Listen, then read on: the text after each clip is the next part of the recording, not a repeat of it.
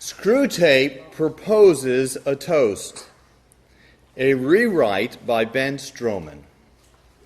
The scene is in hell at the annual dinner of the Tempters Training Academy for Young Devils. The principal, Dr. Slubgob, has just proposed the health of the guests. Screwtape, a very experienced devil, who is the guest of honor, rises to reply.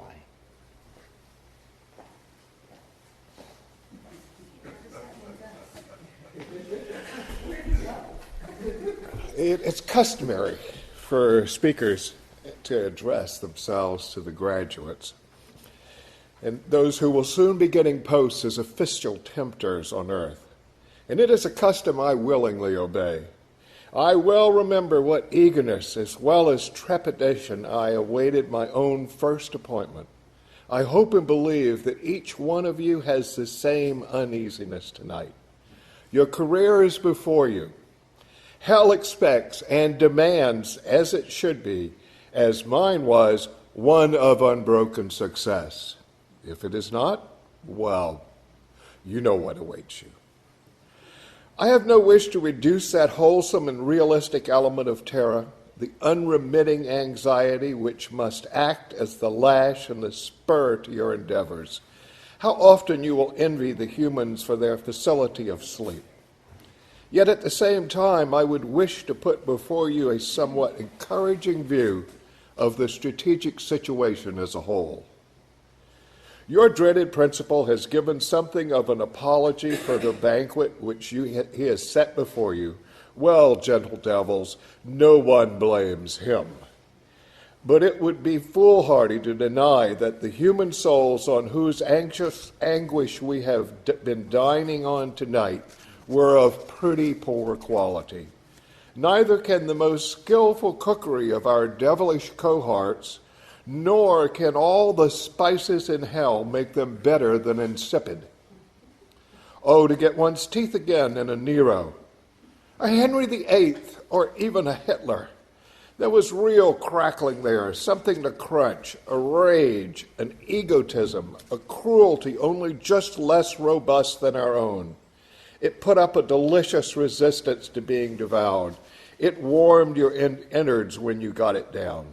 Instead of this, what have we had tonight? There was a municipal authority with graft sauce. But personally, I could not detect in him the flavor of a really passionate and brutal avarice such as delighted one in the great tycoons of the last century.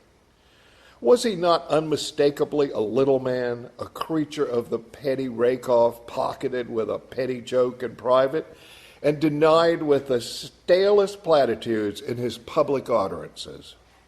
A grubby little nonentity who had drifted into corruption, only just realizing that he was corrupt, and chiefly because everyone else did it. Then there was the lukewarm casserole of adulterers. Can you find in it any trace of the fully inflamed, defiant, rebellious, insatiable lust? I couldn't.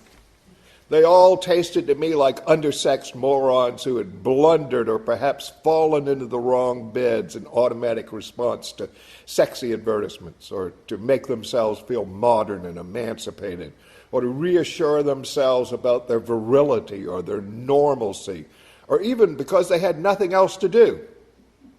Frankly, to those of us who have tasted a Jezebel and a Casanova, these were nauseating. The trade unionist stuffed with sedition was perhaps a shade better. He had done some real harm. He had, and not without realizing it either, worked for bloodshed, famine, and the extinction of liberty. Yes, in a way, but what a way!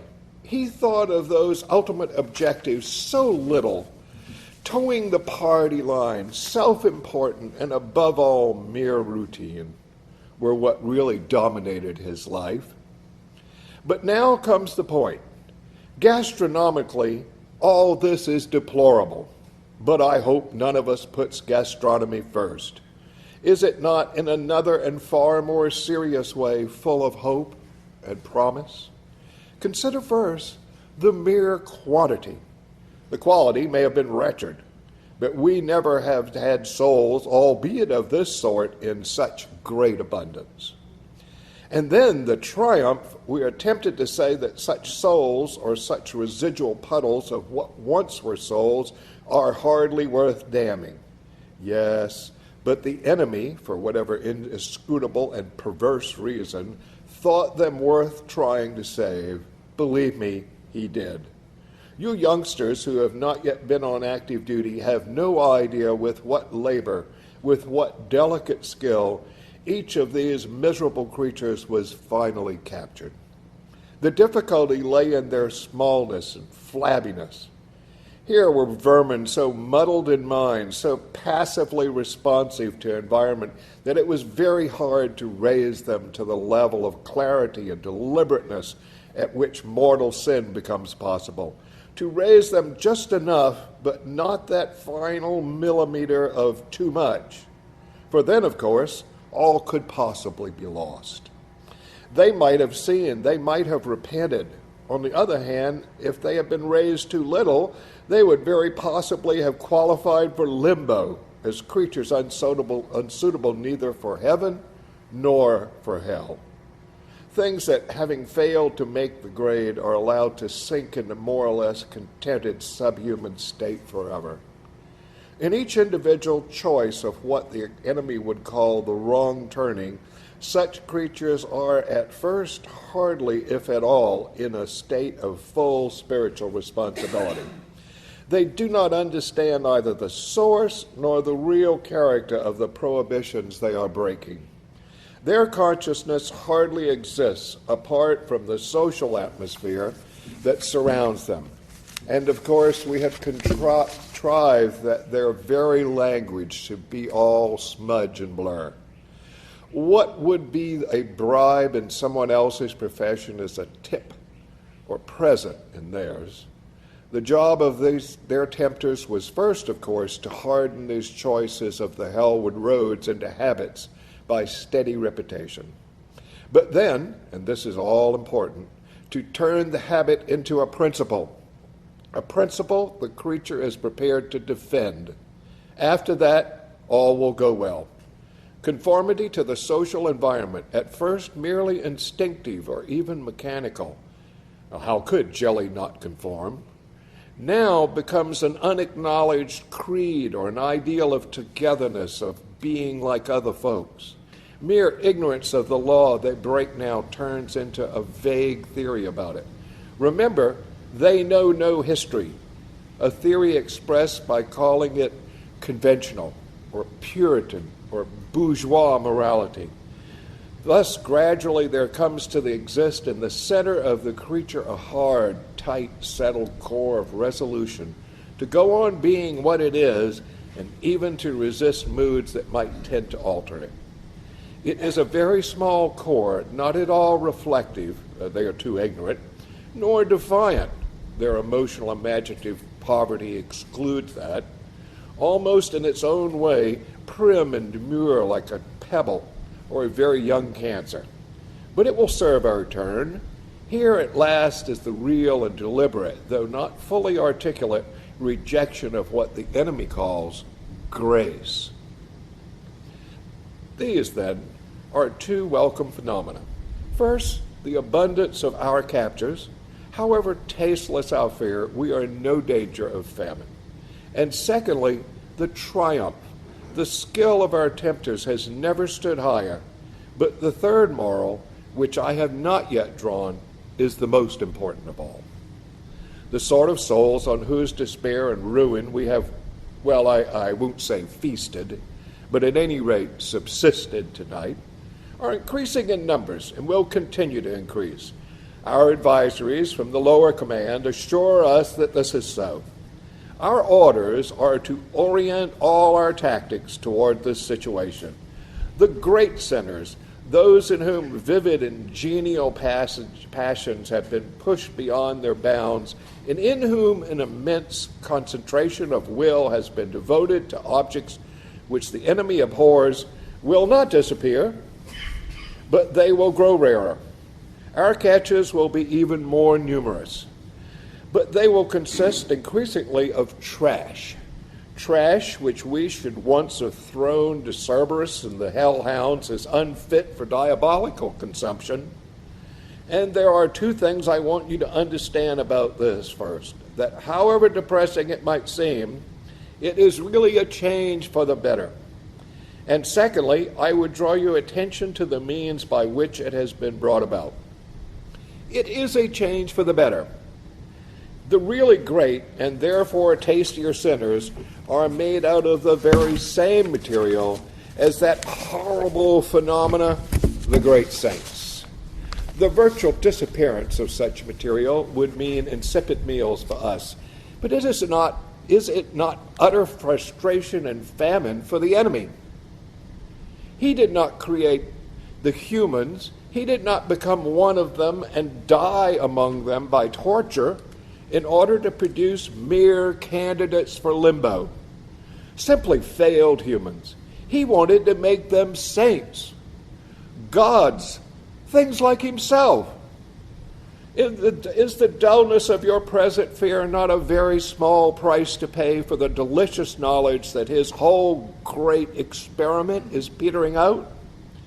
But not only that, as for the great sinners grow fewer and the majority lose all individuality, the great sinners become far more effective agents for us. Every dictator, or even a demagogue, almost every film star or a rock star can now draw tens of thousands of the human sheep with him. They give themselves, what there is of them, to him, and in him to us. There may come a time when we shall have no need to bother about individual temptation at all, except for the few. Catch the bellwether sheep, and his whole flock comes after him. But do you realize how we have succeeded in reducing so many of the human race to the level of ciphers? This has not come about by accident. It has been our answer, and a magnificent answer it is, to one of the most serious challenges we have ever had to face. Let me recall to your minds what the human situation was in the latter half of the 19th century, the time at which I ceased to be a practicing tempter and was rewarded with an administrative post. The great movement toward liberty and equality among men had by then borne solid fruit and grown mature. Slavery had been abolished. The American War of Independence had been won. The French Revolution had succeeded. In that movement, there had originally been elements which were in our favor: much atheism, much anti-clericism, much envy and thirst for revenge, even some rather absurd attempts to revive paganism were missed in it. It was not easy to determine what our own attitude should be. On the one hand, it was a bitter blow to us. It still is, that any sort of men who had been hungry should be fed, or any who had long-worn chains should have them struck off. But on the other hand, there was the movement, so much rejection of faith, so much materialism, secularism, and hatred that we felt it was bound to encourage, that we were bound to encourage it. But by the latter part of the century, the situation was much simpler and also more ominous. In the English sector, where I saw most of my frontline service, a horrible thing had happened. The enemy, with his usual sleight of hand, had largely appropriated this progressive or liberalizing movement and perverted it to his own ends. Very little of its old anti-Christianity remained. The dangerous phenomena called Christian socialism was rampant. Factory owners of the good old type, who grew rich on sweated labor, instead of being assassinated by their work people, we could have used that, were being frowned upon by their own class. The rich were increasingly giving up their powers, not in the face of revolution and compulsion, but in obedience to their own consciousness. As for the poor who had benefited by this, they were behaving in a most disappointing fashion. Instead of using their new liberties, as we reasonably hoped and expected, for massacre rape, and looting, even for perpetual intoxication. They were perversely engaged in becoming cleaner, more orderly, more thrifty, better educated, and even more virtuous.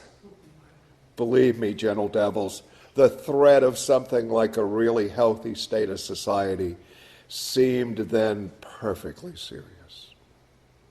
Thanks to our Father below, the threat was averted. Our counterattack was on two levels. On the deepest level, our leaders contrived to call into full life an element which has been implicit in the movement from its earliest days. Hidden in the heart of this striving for liberty, there was also a deep hatred of personal freedom. That invaluable man, Rousseau, first revealed it. In his perfect democracy, only the state religion is permitted. Slavery is restored, and the individual is told that he has really willed, though he didn't know it, whatever the government tells him to do. From that starting point, via Hegel, another indispensable protagonist on our side, we easily contrive both the Nazi and the communist state. Even in England, we were pretty successful. I heard the other day that in that country, a man could not, without a permit, cut down his own tree with his own axe, make it into planks with his own saw, and use the planks to build a tool shed in his own garden. Amen. Such was our counterattack on one level. You, who are mere beginners, will not be entrusted with work of that kind. You will be attached as tempters to private persons. Against them, or through them, our counterattack takes a different form.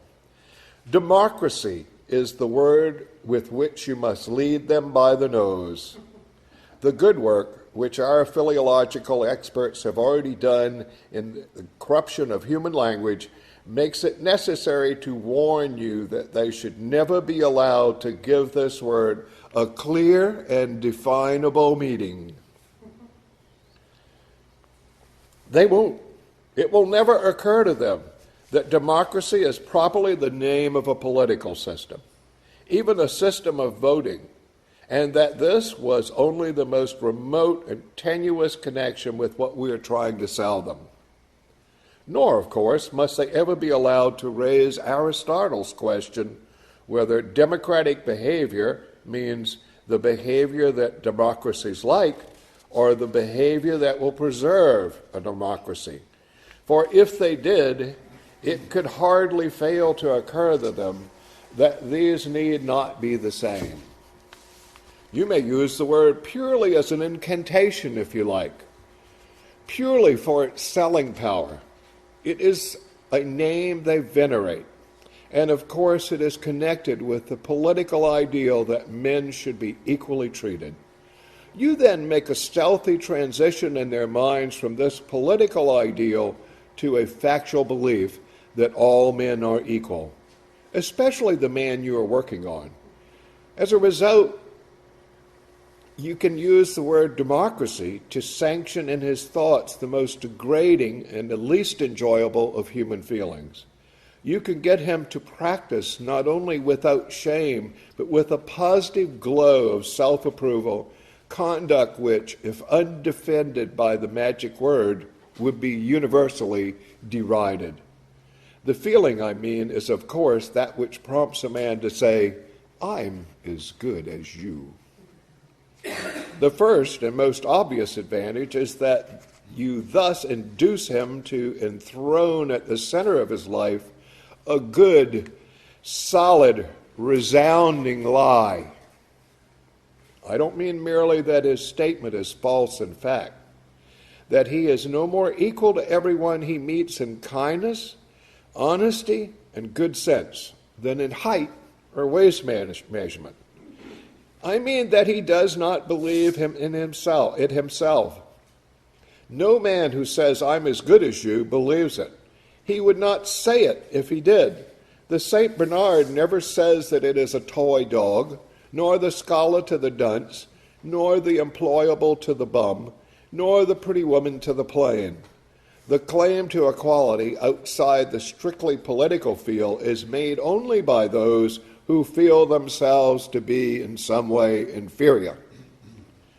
What it expresses is precisely the itching, smarting, writhing awareness of an inferiority which the patient refuses to accept, and therefore resents. Yes, and therefore resents every kind of superiority in others, denigrates it, wishes its annihilation. Presently, he suspects every mere difference of being a claim to superiority. No one must be different from himself in voice, clothes, manners, recreations, choice of food. Here is someone who speaks English rather than clearly and euphoniously than I. It must be a vile, upstage, la-di-da affectation. Here's a fellow who says he doesn't like hot dogs, thinks himself too good for them, no doubt. Here's a man who hasn't played the jukebox. He's one of those damn highbrows and is doing it to show off. If they were honest-to-God, all-right Joes, they'd be like me. They have no business being different. It's undemocratic.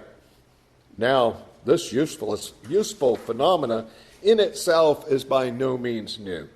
Under the name of envy, it has been known to humans for thousands of years, but hitherto they always regarded it as the most odious and also the most comical of vices. Those who were aware of feeling it felt it with shame. Those who were not gave it no quarters in others. The delightful novelty of the present situation in that you can sanction it, make it respectable, and even laudable by the incantatory use of the word democratic.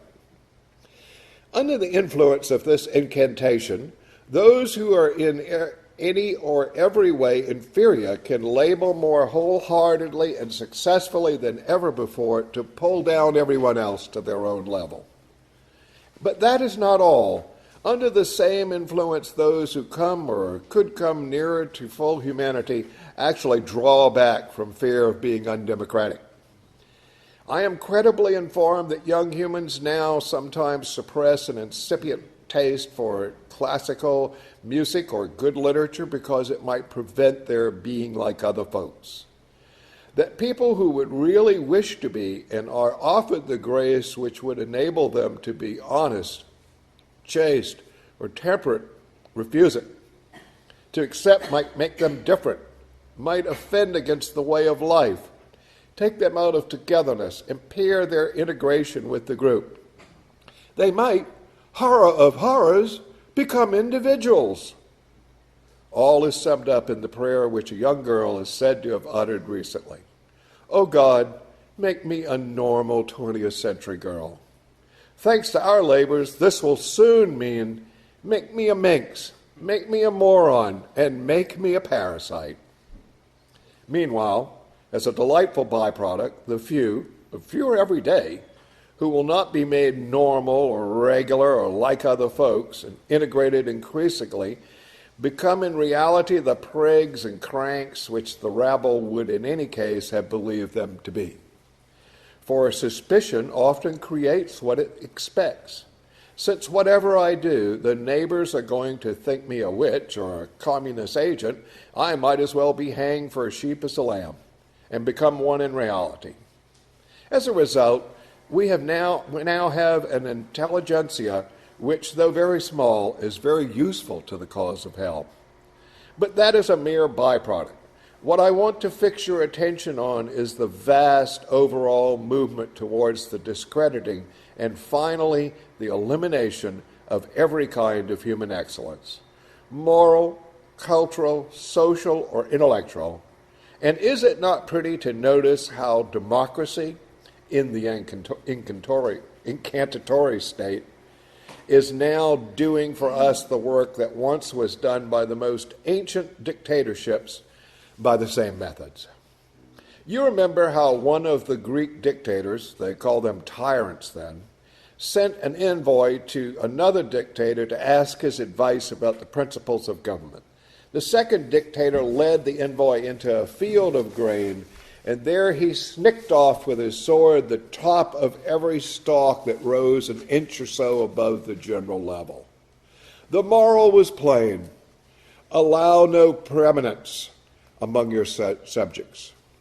Let no man live who is wiser or better or more famous or even handsomer than the mass.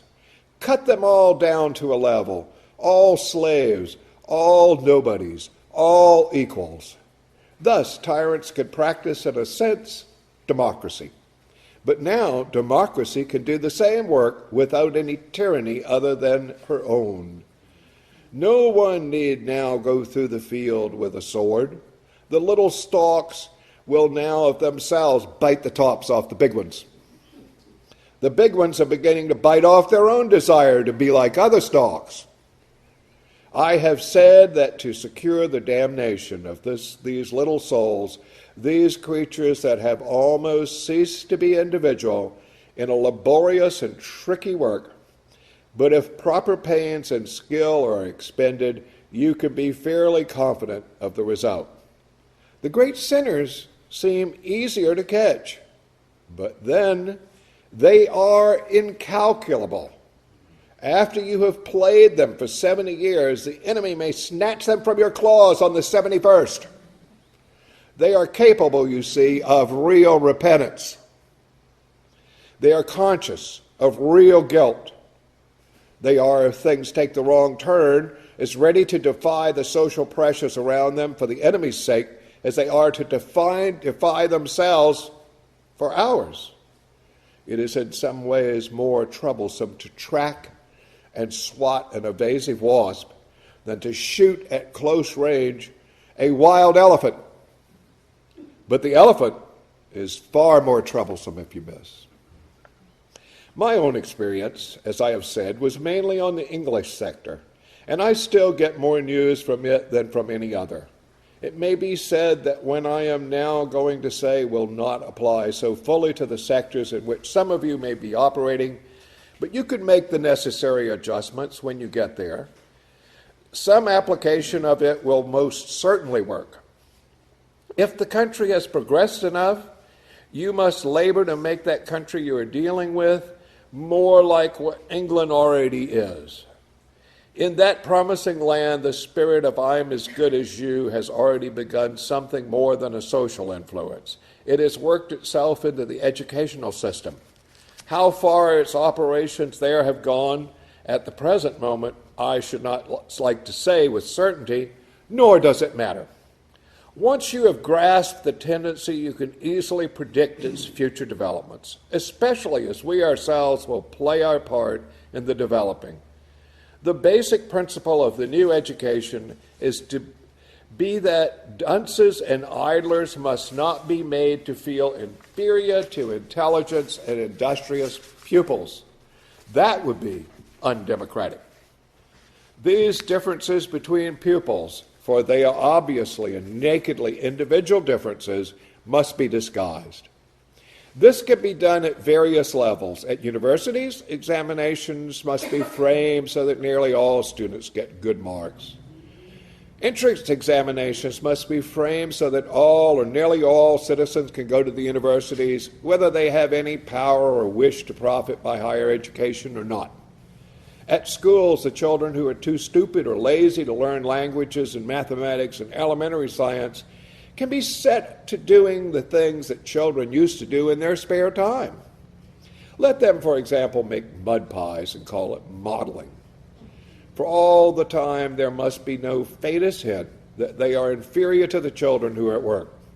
Whatever nonsense they are engaged in must have, I believe, the English already use the phrase, parity of esteem. An even more drastic scheme is not possible. Children who are fit to proceed to a higher class must be artificially kept back because the others would get a trauma. Beelzebub, what a useful word. Just by being left behind.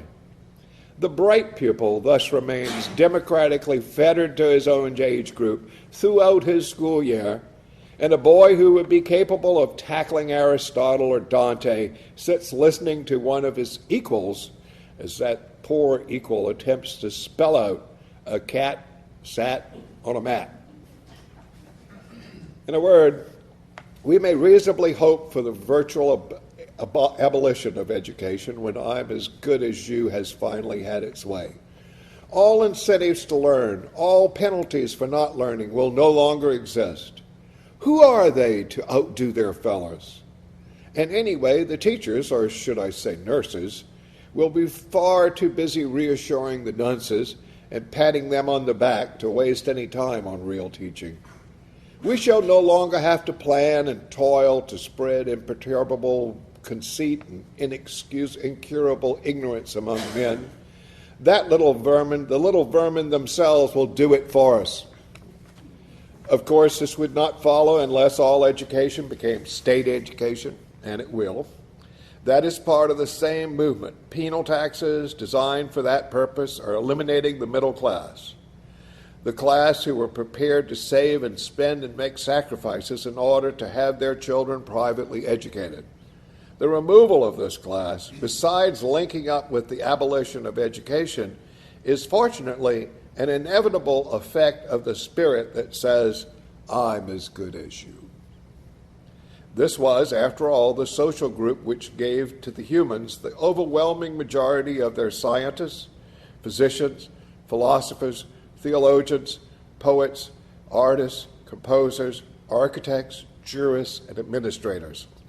If ever there was a bunch of stalks that needed their tops knocked off, it was surely they. As an English politician remarked not long ago, a democracy does not want great men. We in hell would welcome the disappearance of democracy in the strict sense of that word. The political arrangement, so-called, like all forms of government, it often works to our advantage, but on the whole, less often than other forms. And what we must realize is that democracy, in the diabolical sense, I'm as good as you, being like other folks, togetherness, is the fittest instrument we could possibly have for exterminating political democracies from the face of the earth.